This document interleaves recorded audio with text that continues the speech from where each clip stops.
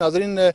ہم پروگرام احوال گلگت بلتستان میں گلگت بلتستان کے مسائل اور وسائل کی بات کرتے ہیں اور یہاں کے عوام کو درپیش جو مشکلات ہیں ان مشکلات کی جو الجھی ہوئی گتھی ہے ہم کوشش کرتے ہیں کہ ہم اپنے مہمانوں کے ذریعے سے کسی طریقے سے ہم الجھی ہوئی گتھیوں کو ہم سلجھا سکیں۔ آج کا پروگرام اس حوالے سے انتہائی اہمیت کا حامل ہے کہ گلگت بلتستان میں اگرچہ بہت سارے انگنت مسائل جو ہیں وہ ہمیشہ سر اٹھاتے نظر آ رہے ہیں، لیکن ان مسائل میں جو انفارمیشن ٹیکنالوجی سے جڑا ہوا جو مسئلہ ہے، جو انٹرنیٹ کا جو مسئلہ ہے، وہ یقیناً یہاں کے لوگ بہت شد و مت کے ساتھ اس مسئلے کو کسی طریقے سے حل کرانے کے لیے اپنی کاوشیں کر رہے ہیں، اور یقیناً قانون ساز اسمبلی میں بھی اس حوالے سے آوازیں اٹھتی رہیں اور مختلف سٹیک ہولڈرز نے اپنی بے چینی کا اظہار وقتاً فوقتاً جو ہے مختلف شکلوں میں کیا ہے۔ اگرچہ اس نظام کی بہتری کے لیے بھی جو متعلقہ ذمہ دار حکام ہیں وہ ضرور اپنی کاوشیں کر رہے ہیں، لیکن کیا وجہ ہے کہ یہ کاوشیں نظر نہیں آ رہی ہیں، اور اگر یہ کاوشیں ہو رہی ہیں تو یہ اس میں کتنے دن، کتنے ہفتے، کتنے مہینے اور کتنے سال لگیں گے کہ گلگت بلتستان کے جو لوگ ہیں جو اس مسئلے سے بہت زیادہ پریشان دکھائی دے رہے ہیں وہ حل ہوں گے۔ تو ناظرین، یہ یقیناً گلگت بلتستان کے اور جو انٹرنیٹ سے جڑے ہوئے جو لوگ ہیں ان کی خوش قسمتی ہے کہ آج ہمارے ساتھ موجود ہیں وفاقی وزیر آئی ٹی انفارمیشن ٹیکنالوجی محترم امین الحق صاحب۔ سر، میں آپ کو شو میں ویلکم کہتا ہوں۔ سر، آپ یقیناً پاکستان میں انفارمیشن جو ٹیکنالوجی ہے، آئی ٹی، اس کا بہت بڑا رول ہے اور یقیناً ہمارے ملک کی ترقی کا انحصار جو ہے آئی ٹی کے ساتھ جڑا ہوا ہے۔ اسی طریقے سے گلگت بلتستان کی ترقی اور ترقی کے پہیے کو آگے بڑھانے کے لیے، رفتار دینے کے لیے یقیناً انٹرنیٹ کا ایک بہت بڑا رول ہے۔ اگرچہ جو گلگت بلتستان میں ٹیلی مواصلات کی سروسز کے بہم رسانی کے لیے اسپیشل کمیونیکیشن آرگنائزیشن جو ہے وہ ڈے ون سے یقیناً بڑی کاوشیں کر رہا ہے، لیکن جو لوگوں کے ڈیمانڈز ہیں اور یقیناً ہر سال جو ہے لوگوں کے جو مسائل ہیں یا جو لوگوں کی جو ضروریات ہیں اس میں بے پناہ اضافہ ہو رہا ہے، تو اس وقت انٹرنیٹ کی گلگت بلتستان میں بہت زیادہ ڈیمانڈ ہے۔ اور اگر ہم ٹورزم کی بات کرتے ہیں، ٹریڈ کی بات کرتے ہیں، تو یقیناً اس حوالے سے جو درپیش جو مشکلات ہیں وہ ان کو حل کرنا بہت ضروری ہے۔ تو آپ بتائیے گا کہ سر، گلگت بلتستان جو آج بھی کسی حد تک دور افتادہ تو ہے ہی ہے، پسماندہ بھی ہے، تو گلگت بلتستان میں ٹیلی مواصلات کی سروسز کو بہتر بنانے کے لیے آپ کی منسٹری کس طرح کے اقدامات اس وقت کر رہی ہو اور کیا کیا چیزیں اس وقت پائپ لائن میں؟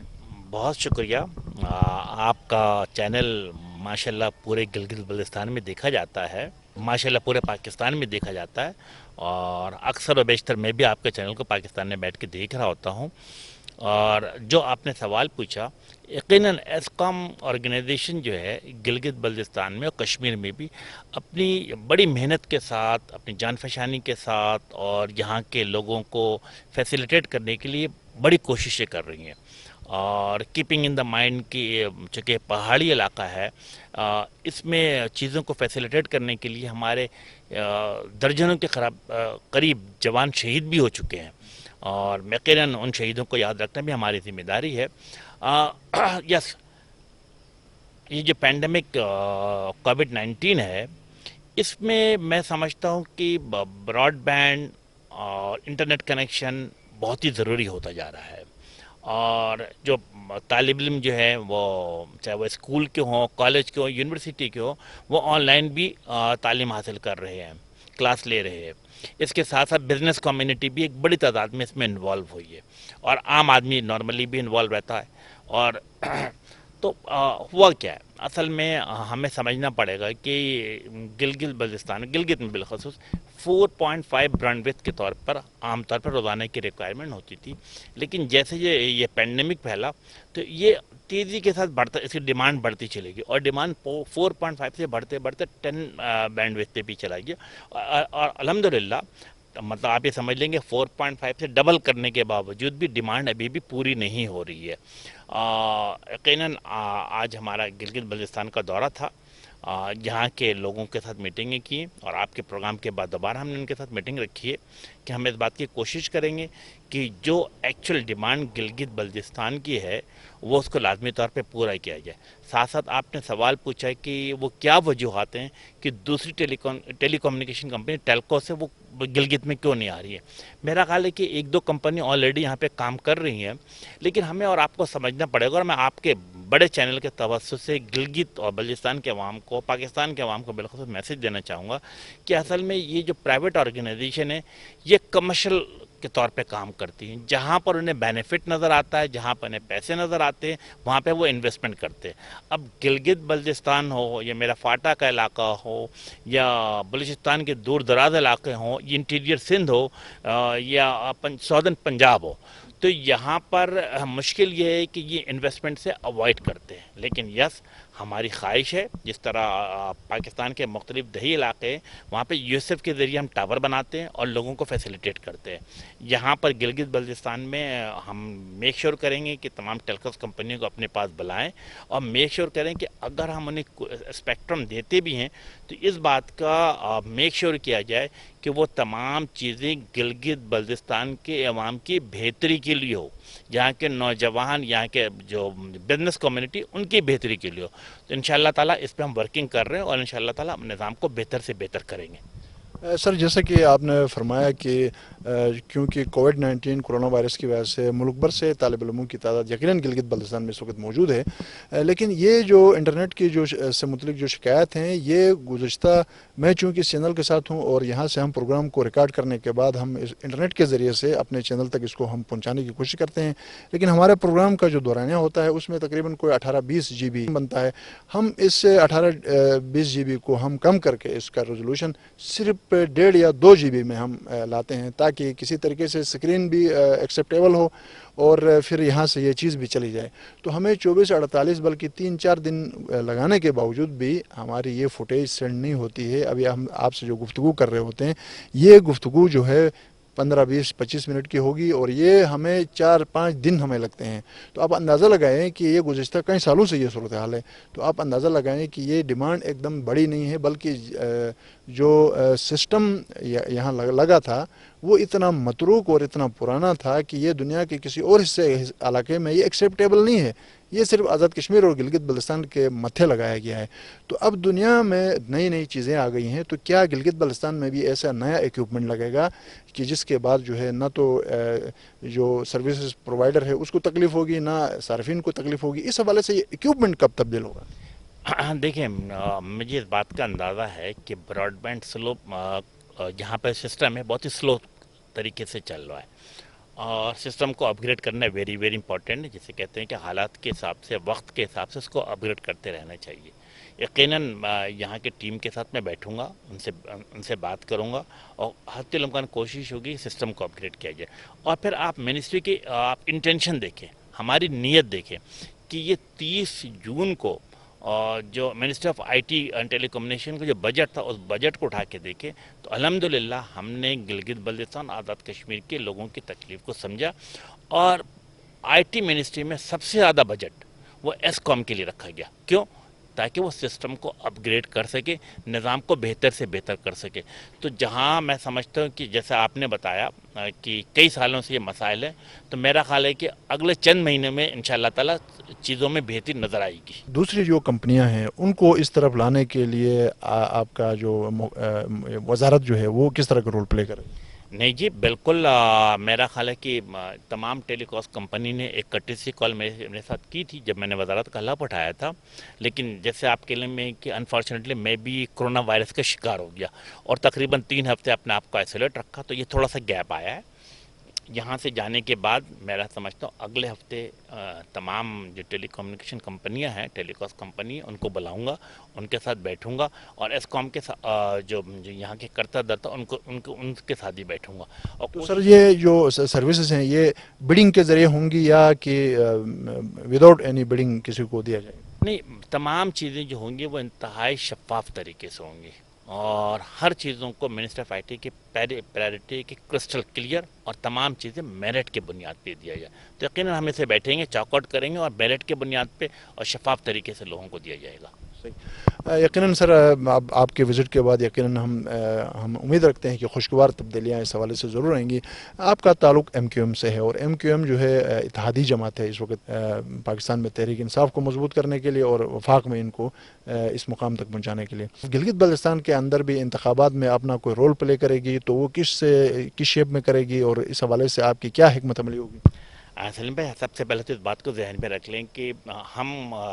पीटीआई की कोलिशन पार्टनर तो हैं, बल्कि सबसे बड़ी कोलिशन पार्टनर है, लेकिन एक अलग तंजीम, अलग तहरीक, अलग सोच, अलग नज़रिया भी है। और इसी नाते हमने ऐलान किया कि गिलगित बल्तिस्तान के तकरीबन तमाम सीटों पर एमक्यूएम पाकिस्तान अपना उम्मीदवार खड़ेगी और एमक्यूएम का जो इंतखाबी निशान है पतंग, उसके ऊपर इलेक्शन में हिस्सा लेगी।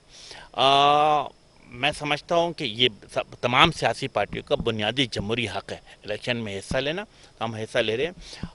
यस, कुछ चीज़ों पे बिल्कुल हमने जैसे आप देखें कि 25 जुलाई 2018 के बाद हम एमक्यूएम और पीटीआई ने एक एमओयू साइन किया था 9 निकात की, और हमारी ख्वाहिश है कि उन तमाम नुकात पे अमल किया जाए। साथ साथ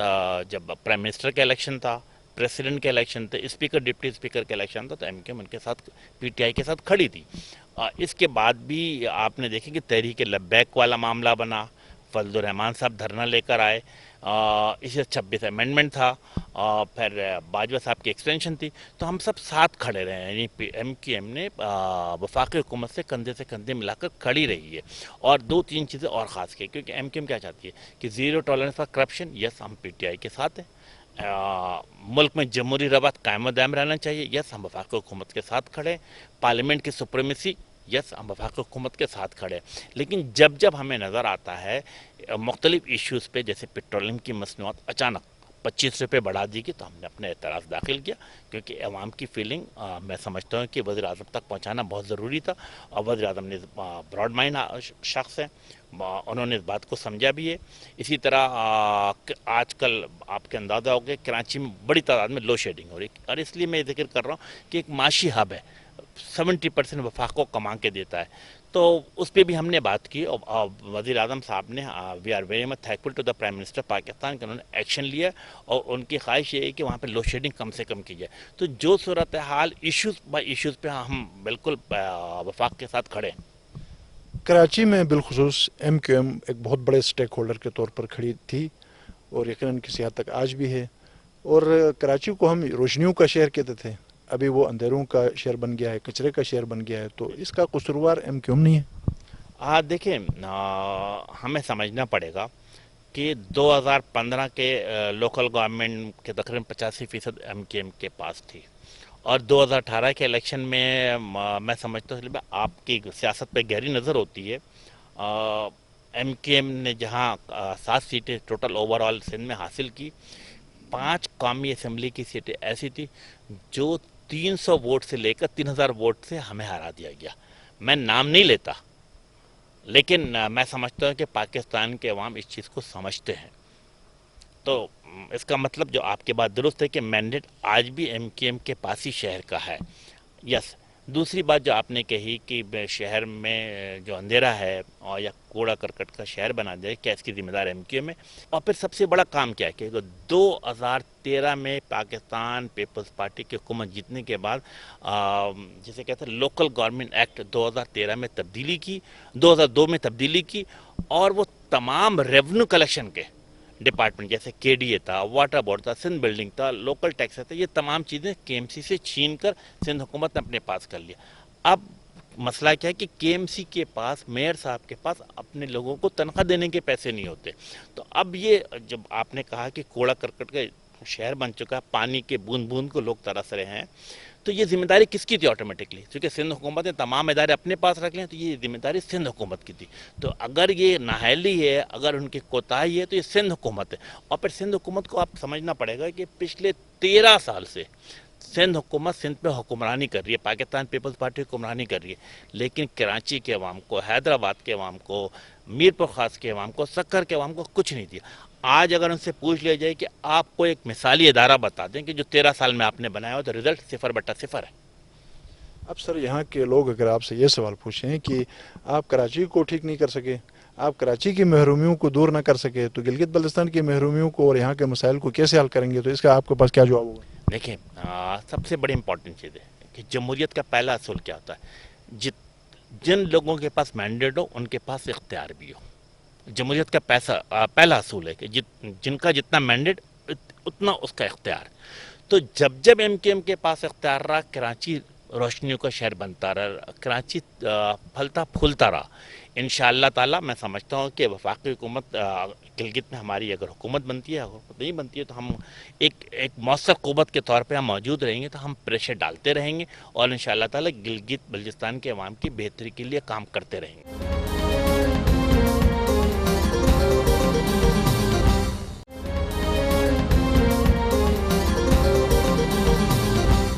گلگت بلتستان کی سیاسی اور آئینی محرومیوں کے حوالے سے آپ نے یقیناً سنا ہوگا مختلف سیاسی لوگوں سے، صحافیوں سے. تو گلگت بلتستان کا جو سیاسی مستقبل ہے، جو آئینی مستقبل ہے، پاکستان کی سب سے بڑی عدالت سپریم کورٹ آف پاکستان نے بھی اس حوالے سے وفاقی حکومت کو احکامات صادر کیے ہیں. تو یقیناً آپ ان کے اتحادی ہیں. تو لیکن ایم کیو ایم کی طرف سے نہ تو قومی اسمبلی میں گلگت بلتستان کے حوالے سے کوئی بات ہو رہی ہے اور نہ سینٹ میں اس حوالے سے کوئی بات ہو رہی ہے، جبکہ آپ ایک اچھے اور مضبوط سٹیک ہولڈر کے طور پر وہاں آپ موجود ہیں. تو ابھی تک آپ نے وہاں گلگت بلتستان کے حوالے سے کوئی آواز نہیں اٹھائی ہے. اور تو مستقبل کے حوالے سے آپ کیا اس حوالے سے کیا کردار؟ کہ میں صاحب گوئی سے کام لوں گا کہ یس، پچھلے میرا خیال ہے کہ 2.25 سال میں ایم کیو ایم نے گلگت بلتستان کے حوالے سے کوئی آواز اسمبلی میں سینٹ میں نہیں اٹھائی. لیکن ہم اگر اس سے پہلے دیکھتے ہیں 2008 2009 2010 2011 2012، تو میرا خیال ہے کہ ایم کیو ایم کے اراکین قومی اسمبلی مسلسل سینٹ میں بھی اور قومی اسمبلی میں بھی گلگت بلتستان کے عوام کے حقوق کے لیے آواز اٹھاتے رہے ہیں. اسمبلی سے واک آؤٹ بھی کیا ہے، مختلف جگہوں پر اپنا جیسے کہتے ہیں ایڈجرنمنٹ موشن بھی جمع کیا، قرارداد بھی جمع جب الطاف حسین قائد تحریک تھا، میں میرا خیال اس کی حصہ لیتا ہوں کہ یس، ایم کیو ایم کی جو ٹاپ لیڈرشپ تھی وہ گلگت بلتستان کے مسائل کو سمجھتی تھی. اور یقیناً ہم تمام چیزوں سے جسے کہتے ہیں کہ 22 اگست 2016 کے بعد ایک نئی ایم کیو ایم ہے. تو ہمیں اور میں نے پہلے بھی کہا کہ یہ موجودہ قیادت جو ہے پاکستان میں رہ کر اپنے فیصلے خود باہمی مشاورت سے کرتی ہے. تو یس، ہم نے اس بات کا فیصلہ کیا ہے کہ گلگت بلتستان کے الیکشن میں حصہ لیا جائے اور گلگت بلتستان کے جو بھی مسائل ہے جو انہیں احساس محرومی کی طرف لے کے جا رہا ہے اس کو دور کرنے کے لیے اقدامات کیے جائیں. چاہے اس کے لیے ہمیں قومی اسمبلی میں آواز اٹھانا پڑے یا سینٹ میں، بالکل آواز اٹھائیں گے. تو آپ ماضی کا جو ایم کیو ایم کا جو ماضی تھا اور آج ایم کیو ایم کا جو حال ہے، تو ان دونوں کا آپ کس طریقے سے تقابلی جائزہ لیں؟ دیکھیے، میں سمجھتا ہوں کہ سب سے امپورٹنٹ چیز کیا ہے کہ کراچی کے عوام، حیدرآباد کے عوام، میر پور خاص کے عوام یا شہری سندھ کے عوام کا ساتھ ایفیلیشن ہونا. ایم کیو ایم کی خوبی کیا ہے کہ ایم کیو ایم اپنے کارکنان، اپنے ووٹر، اپنے سپورٹر کے ساتھ کھڑی رہتی ہے. کوئی شادی بیاہ کی تقریب ہو یا کوئی دکھ درد کی تقریب ہو، ایم کیو ایم کا رکن قومی اسمبلی، صوبائی اسمبلی، کونسلر اس تقریب میں موجود ہوتا ہے. پانی کا کوئی مسئلہ پیدا ہو جائے، مظاہرہ کرنا ہو، تو ایم کیو ایم کا کونسلر، ایم کیو ایم کے اراکین، ایم پی اے موجود ہوتا. یہی وجہ ہے کہ پچھلے 3 دہائیوں سے ایم کیو ایم کراچی میں، حیدرآباد میں، میر پور خاص میں کامیابی حاصل کرتی چلی جا رہی ہے. دوسری بڑی پوائنٹ کیا ہے کہ ایم کیو ایم کے تقریباً جو اراکین قومی اسمبلی، صوبائی اسمبلی، یہ تمام لوگ انہی محلوں اور گلیوں میں رہتے ہیں جہاں سے وہ الیکشن لڑتے ہیں. تو ووٹرز کو بھی، سپورٹر کو بھی، کارکنان کو بھی احساس ہوتا ہے کہ یس، یہ ہمارے ٹرو ریپریزنٹیٹیو ہے. کیوں؟ کیونکہ ان کا تعلق لوور مڈل کلاس سے ہوتا ہے، تعلیم یافتہ ہوتے ہیں. تو میں سمجھتا ہوں کہ یس، جو چیز ماضی میں رہی ہے، میں سمجھتا ہوں کہ اب ہم نے عدم تصادم، عدم تشدد کے پالیسی پہ کاربند رہ کر سیاسی جدوجہد کر رہے ہیں اور اس میں ہمیں کامیابی مل رہی ہے. تو آپ سمجھتے ہیں سر کہ ایم کیو ایم کا جو ماضی تھا، جو مار دھاڑ کا جو ایک ماضی تھا، وہ اچھا نہیں تھا؟ میں اس کو اس طرح نہیں لیتا ہوں. میں سمجھتا ہوں کہ ایم کیو ایم کی کبھی پالیسی نہیں رہی کہ لڑائی جھگڑا دنگا فساد بھی انوالو بھی آ جائے. لیکن اگر کچھ لوگ ذاتی بنیاد پر، ذاتی ایجنڈے پہ کوئی کام کر رہے تھے تو یقیناً ان کے ساتھ قانون کے مطابق کارروائی ہونی چاہیے. اور ہم آج بھی مطالبہ کرتے کہ نہ صرف وہ ماضی میں جو لوگ تھے، یا آج بھی اگر ایم کیو ایم پاکستان میں کوئی شخص قانون کی خلاف ورزی کرتا ہے تو یس، اس کو پاکستان میں دیے ہوئے قانون کے مطابق سزا دی جائے. تو آپ سمجھتے ہیں کہ سر الطاف حسین کا جو سیاسی تعلق تھا ایم کیو ایم کے ساتھ، وہ کسی خاص پیریڈ تک ختم ہوا ہے، یا کہ آپ سمجھتے ہیں کہ مستقبل میں ایک بار پھر وہ توبہ طائب ہو کر یا کسی اور شکل میں ایم کیو ایم کے ساتھ اس کا کوئی رشتہ جڑ سکتا ہے؟ دیکھیں، سب سے بڑی بات ہے کہ 22 اگست 2016 پاکستان میں، بلکہ میں سمجھتا ہوں دنیا کی تاریخ میں پہلی دفعہ ایسا ہوا کہ تمام ذمہ داروں نے اپنے آپ کو ان سے سبکدوش کر لیا، ان سے دوری اختیار کر لی. تو میں سمجھتا ہوں، اور پھر ہر آنے والے الیکشن میں جو ہم نے بھی قومی سبھا اسمبلی کے الیکشن لڑا، اس کے ساتھ ساتھ جو بھی بائی الیکشنز ہوئے، اور اس کے ساتھ ساتھ کراچی کے مختلف جو بڑی بڑی جگہیں تھیں، آئی مین جو سی بی ایس تھی، یعنی کے پی ٹی بڑا ادارہ ہے، Karachi water and sewerage board ہے، پی ٹی سی ایل ہے، ہمدرد یونین ہے، پاک سوزوکی، ان تمام جگہوں پہ حق پرست نمائندوں نے کامیابی حاصل کی۔ اس کا مطلب کہ ان سے ڈسکنیکٹ ہونے کے باوجود بھی کراچی کے عوام ایم کیو ایم پر اعتبار اور اعتماد کرتے ہیں، ایم کیو ایم کے جھنڈے اور ایم کیو ایم کے انتخابی نشان پتنگ کے ساتھ کھڑے ہیں۔ آپ سمجھتے ہیں سر گلگت بلتستان کے جو مسائل ہیں گزشتہ 70-72 سالوں سے نہ تو گلگت بلتستان صحیح معنوں میں پاکستان کے ساتھ شامل ہو سکا آئینی طور پر، اور نہ مقبوضہ کشمیر کا مسئلہ ابھی حل ہوتا ہوا نظر آ رہا ہے، تو آپ کیا سمجھتے ہیں سر کہ مقبوضہ کشمیر کا جو مسئلہ ہے یہ کب سلجھے گا، اور کب جو ہے وہ گلگت بلتستان والے حقیقی معنوں میں مکمل طور پر آئینی صورت میں پاکستان کا حصہ بنے؟ دیکھیے، آپ نے تو کشمیر کے حوالے سے ایم کیو ایم کی واضح پالیسی ہے۔ ایم کیو ایم کی کیا پالیسی ہے کہ rights of self determination should be given to the Kashmiri people, referendum should be held under the watchful eyes of the international community, and میں سمجھتا ہوں کہ let it be decided by the Kashmiri people، اور میں سمجھتا ہوں کشمیر جو عوام ہے وہ پاکستان کے ساتھ شامل رہنا چاہتے ہیں، پاکستان زندہ باد کے ساتھ کھڑے ہیں، تو یہ تو ایک بالکل صاف موقف ہے ہمارا۔ گلگت بلتستان، یس، ہم نے کہا کہ جو آئینی پرابلم کہیں پر اگر آ رہی ہے تو بالکل اس کو دیکھنا چاہیے، اور ہر صورت میں گلگت بلتستان کے عوام کے احساس محرومی کو دور کرنا ٹاپ پرائرٹی میں رکھا جائے۔ تو اس حوالے سے قومی اسمبلی میں سینٹ میں ایم کیو ایم نے کبھی کوئی اس حوالے سے رول پلے کیا ہے، یا آئندہ کوئی اس حوالے سے کوئی ارادہ ہے؟ آج ہمارے ایم این اے اسامہ قادری بھی آج گلگت کے دورے پہ ہمارے ساتھ موجود ہیں، ان کو یہ اسائنمنٹ دیا جا رہا ہے، انشاءاللہ تعالیٰ اس پہ لازمی طور پہ آنے والے چند ہفتوں میں آپ دیکھیں گے ہم کوئی نہ کوئی قرارداد لے کر آئیں گے۔ اچھا سر، کشمیر کا مسئلہ جو ہے ابھی تک حل ہوتا ہوا نظر نہیں آ رہا ہے، اور آپ کی جو اسلامی دنیا ہے وہ بھی پیچھے اس حوالے سے کوئی کھڑی نظر نہیں آ رہی، تو ہمارا جو سفارتکاری ہے یہ لک بزی ڈو نتھنگ نہیں ہے اس حوالے سے؟ دیکھیں، میرا خیال ہے کہ او آئی سی کے حوالے سے تو ہمیں مایوسی ہوئی ہے، ٹھیک ہے نا، لیکن میں سمجھتا ہوں کہ جو شروع میں جو مایوسی تھی، پہ یو این میں جو مایوسی ہوئی تھی، لیکن جس افیکٹو طریقے سے پاکستان کے فارن منسٹری نے کام کیا ہے، اور اب اچھے طریقے سے ان تمام ایشوز کو جو خاص کے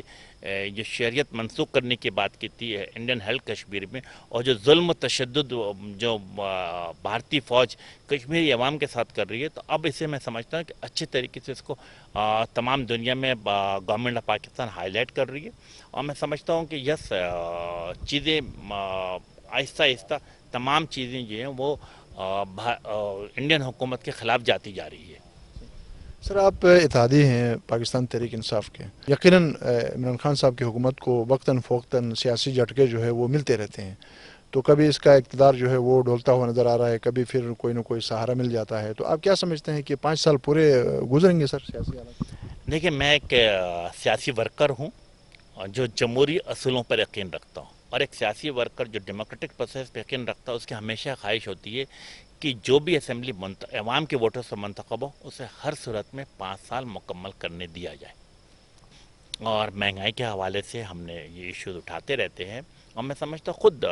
پی ٹی آئی کے اراکین اسمبلی ہوں یا پرائم منسٹر صاحب کے ڈائریکٹو ہمیشہ ایشو ہوتا رہا ہے کہ ہر صورت میں مہنگائی کو کنٹرول کیا جائے، کہ ڈالر ریٹس بڑھتے چلے جا رہے ہیں، کیا ڈالر صرف اور صرف کیا کہتے ہیں پی ٹی آئی کی حکومت میں آگے بڑھے؟ نہیں، اس سے پہلے پی ایم ایل این کی حکومت تھی، وہ 125 126 127 روپے پہ ڈالر چھوڑ کے گئے تھے، اس سے پہلے پیپلز پارٹی کی حکومت تھی، انہوں نے کیا کیا، وہ 60 روپے سے 90 روپے پہ لے کے چلے گئے، تو یہ چیزیں تو میرا خیال چل رہی ہیں، لیکن یس، ہم جیسے کہتے ہیں کہ پاکستان کی محبت میں ہر صورت میں پاکستان کی معاشی صورتحال کو بہتر سے بہتر کیا جائے، ہمیں ایکسپورٹ پہ توجہ رکھنی چاہیے کہ ہم زیادہ سے زیادہ چیزوں کو باہر بیرون ملک بھیجیں تاکہ ہمارے پاس ڈالر ہے اور چیزیں بہتری کی طرف ہو۔ اچھی بات ایک دو چیزیں یہ بھی نظر آتی ہے کہ اسٹیٹ بینک میں جو زرد مبادلہ ہے وہ ایک اچھے اماؤنٹ پہ آ کے سیٹل ہوا ہے، اور دوسری کرنٹ جو بینک اکاؤنٹ ہے اس کے اوپر بھی ڈیفیسٹ کم ہوا ہے، تو یہ چیزیں میں سمجھتا ہوں آگے چل کے بہتری کی طرف جائے گی۔ تو آپ کیا سمجھتے ہیں سر، پاکستان میں جو احتساب کا عمل ہے اس پہ ہر دور میں انگلیاں اٹھتی رہی ہیں، تو ایم کیو ایم اس چیز کو کس نظر سے دیکھ رہی ہے؟ دیکھیے جی، بالکل ہمارا واضح موقف ہے، آج اگر نیب کے اوپر انگلی اٹھائی جاتی ہے تو ہمیں سمجھنا پڑے گا کہ نیب کے پورے سسٹم کو کون لے کر آیا. جو پچھلے وزیر اعظم اور پچھلے قائد اعظم اختلاف دونوں کی مشترکہ کوشش سے یہ ہے نا, دونوں نے اس پہ سگنیچر کیا, ایگری کیا تو ہے. تو اس میں نہ ایم کیو ایم کا دخل تھا نہ پی ٹی آئی کا دخل تھا, نمبر 1. نمبر 2, احتساب کے حوالے سے ایم کیو ایم کا بالکل واضح دو ٹوک موقع پہ ہے کہ تمام لوگوں کے ساتھ انصاف کیا جائے اور انصاف ہوتا ہوا نظر آنا چاہیے. آپ گلگت بلتستان کے حوالے سے یہاں کے جو لوگوں کے اندر جو احساس محرومیاں ہیں, یہاں پر جو معاشی خوشحالی زیادہ سے زیادہ لانے کے لیے آپ کیا سمجھتے ہیں کہ یہاں پر حکومتوں کو کس طرح کے, چاہے وہ فیڈرل گورنمنٹ ہو یا پروونشل گورنمنٹ ہو, ان کو کس طریقے سے, چونکہ آپ کے پاس ایک اچھا تجربہ ہے سندھ میں, آپ نے وفاق میں آپ نے کام کیا, سندھ میں کیا, تو آپ اس حوالے سے کیا کہیں گے؟ دیکھیں, میں سمجھتا ہوں کہ گلگت بلتستان میں بہت ہی پوٹینشیلٹی موجود ہے. سب سے بڑی بات تو میرا خیال ہے کہ اگر ہم ٹورزم کو فروغ دیں تو میں سمجھتا ہوں کہ یہاں بڑی تیزی سے خوشحالی آئے گی. اور الحمدللہ میرا خیال ہے پچھلے سال کافی بہتری تھی, بڑی تعداد میں ٹورسٹ یہاں پر آ رہے تھے, اس سے پچھلے سال بھی آئے تھے. کیونکہ پاک فوج نے دہشت گردی کی کمر توڑ دی تھی, جس کے بنا پہ لوگ بڑی تعداد میں گلگت کی طرف رخ کر رہے تھے. لیکن انفارچونیٹلی اس پینڈیمک کووڈ-19 نے تمام چیزوں کو بالکل ہی اسٹینڈ اسٹل کر دیا ہے. تو اس کے لیے ضروری ہے کہ گلگت ایئرپورٹ کو اپ گریڈ کیا جائے, نمبر 1. نمبر 2, تعلیم کی طرف ہمیں توجہ بہت زیادہ دینی پڑے گی. ہمیں صرف ایک یونیورسٹی سے کام نہیں چلے گا, بلکہ یہاں پہ تو گلگت میں درجنوں یونیورسٹی ہونا چاہیے. میں ریپیٹ کر رہا ہوں, درجنوں یونیورسٹی ہونی چاہیے. میرے بچے تعلیم حاصل کریں گے, اچھی نوکری کریں گے, اچھی جگہ کمپٹیشن کریں گے, تو ڈیفینیٹلی یہ گلگت بلتستان میرا یہ جگہ ہے, یہ تمام پھر جو تحصیل ہے, جو ڈسٹرکٹ ہے, وہ خود بخود ترقی کرے گی. تو ہمارا تو ویژن موجود ہے کہ تعلیم پہ مکمل طور پہ توجہ دی جائے. نہ صرف یہ درجنوں کی تعداد میں یونیورسٹی, بلکہ میڈیکل یونیورسٹی بھی اور انجینئرنگ یونیورسٹی کا بھی قیام گلگت میں لایا جائے, تو چیزیں بہتر ہو سکتی ہیں. جی ناظرین, آپ نے محترم وفاقی وزیر امین الحق صاحب کی آپ نے گفتگو آپ نے سنی, وفاقی وزیر انفارمیشن ٹیکنالوجی, اور یقیناً انہوں نے لفظوں کا جوڑ جملوں کا تسلسل مفہوم کی گہرائی کے ساتھ انہوں نے تمام سوالات کے جوابات جو ہیں بٹوین دا لائن بھی انہوں نے بہت کچھ کہنے کی کوشش کی. اور یقیناً آج کی گفتگو اس حوالے سے انتہائی اہمیت کی حامل رہی کہ گلگت بلتستان میں ایک وفاقی وزیر کی آمد, اور یقیناً ان کی آمد کے ساتھ یہاں کے جو الجھے ہوئے آئی ٹی کے حوالے سے جو الجھے ہوئے مسائل تھے, ان الجھے ہوئے مسائل کو سلجھانے میں ضرور مدد ملے گی. اور جو ہمارے ناظرین جو ملک کے مختلف حصوں میں ہمیں دیکھ رہے ہیں, اور جو گلگت بلتستان میں مختلف اضلاع میں, گھروں میں, تحصیلوں میں ہمیں دیکھ رہے ہیں, تو یہ ہم آپ کو بتا دیں کہ وفاقی وزیر گلگت بلتستان کے آئی ٹی کے حوالے سے جو ایشوز ہیں ان کو وہ بھرپور طریقے سے ایڈریس کر رہے ہیں. اور ہمیں امید ہے کہ اگلے چند ماہ کے اندر ان کا جو وزٹ ہے, اس وزٹ کے جو فروٹفل جو رزلٹس ہیں وہ یقیناً آپ کے سامنے آئیں گے. ناظرین, یہاں پر پروگرام احوال گلگت بلتستان کا وقت اختتام پذیر ہوا. اللہ کریم ہر گھر غریب محلہ شہر صوبہ اور ملک کو شاد اور آباد رکھے, آمین یا رب العالمین.